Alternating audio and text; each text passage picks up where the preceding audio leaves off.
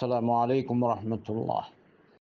الحمد لله رب العالمين والصلاة والسلام على نبينا محمد وعلى آله وصحبه أجمعين وبعد.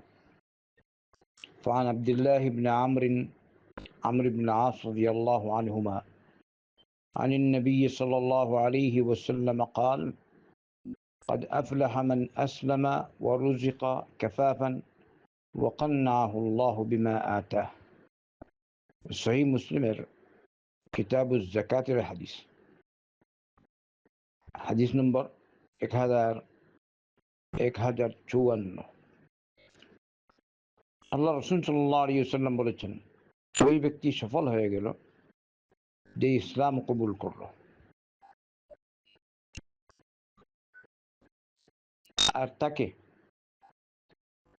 জীবন যাপন করার মতো রিজিক দেওয়া হলো।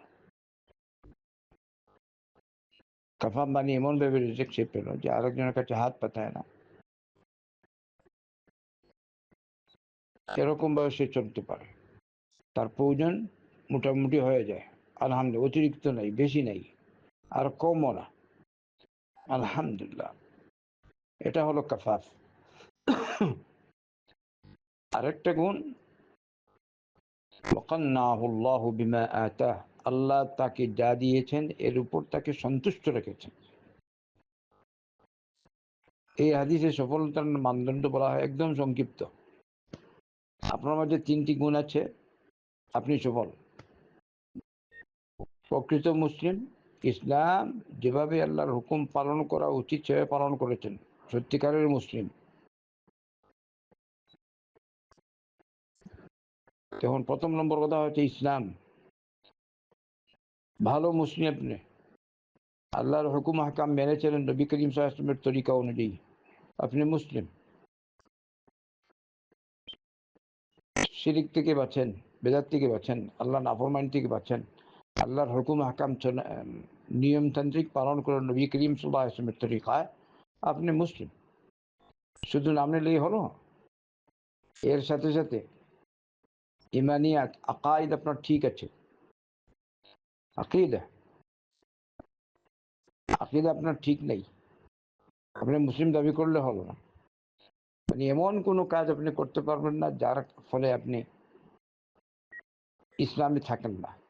ইসলাম ভঙ্গকারী, দিন ভঙ্গকারী বিষয়ের থেকে আপনাকে মুক্ত থাকতে হবে, তাহলে আপনি মুসলিম। কাদ আফলাহা মান আসলাম।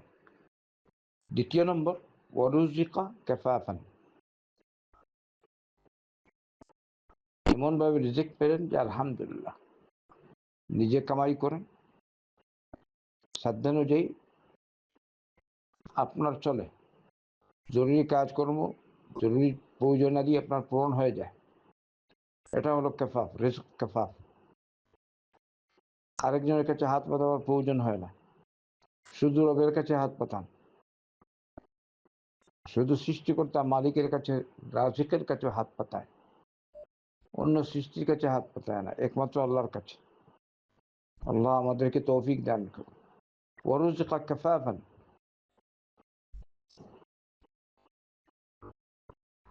ধনও বেশ নাই। এই জন্য কোনো আলিম বলেছেন, যেভাবে ইমাম নববী উল্লেখ করেন রাহমাতুল্লাহ আলাইহি, এই হাদিস দ্বারা অনেক কোনো আলিম বলেছেন, বেশ ধন এবং গরিবী উভয়ের মাঝে স্বাভাবিকভাবে চলে যাওয়া এটা উত্তম,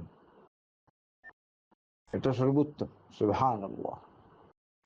কারণ অনেক সময় আছে দেখবেন, ধনের কারণে মানুষ আল্লাহর নাফরমানির দিকে ঝুঁকে পড়ে। এই জন্য তো রব নিজেই বলেছেন, ইন্নামা আমওয়ালুকুম ওয়া আওলাদুকুম ফিতনাহ, তোমাদের মাল এবং সম্পদ তোমাদের জন্য ফিতনা। তাই অবশ্যই নিজেকে কন্ট্রোল করে রাখতে হবে। ওয়াকান্নাহুল্লাহু বিমা আতাহ, আল্লাহ তাকে যা দিয়েছেন সে এর উপর সন্তুষ্ট। আলহামদুলিল্লাহ। এমন লোক আছে অনেক টাকার মালিক, কিন্তু সন্তুষ্টি নাই, শুধু হায় হায় হায় হায় হায় হুতাশ। এই লোকটি সে প্রকৃত শান্তির মধ্যে আছে যে আল্লাহ তাকে যা দিয়েছেন এর উপর সন্তুষ্ট থাকে, হায় হুতাশ করে না। আরেকজনের দিকে হায়রে আমার কিছু হলো না, এরকম নাই। বলেন আলহামদুলিল্লাহ। ওয়াসআলুল্লাহ মিন ফাদলি, আল্লাহর কাছে তার ফজল চাও,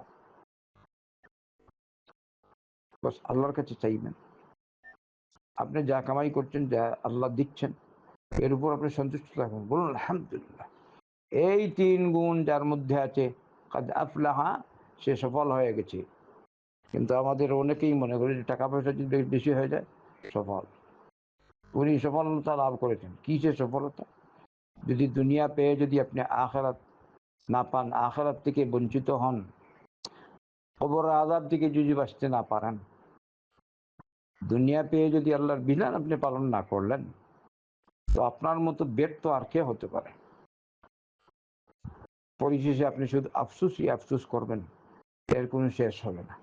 তাই আমরা সকলকেই সব সময় আল্লাহর বিধান, নবী করিম সাল্লাল্লাহু আলাইহি ওয়াসাল্লামের তরিকায় পালন করে চলতে হবে।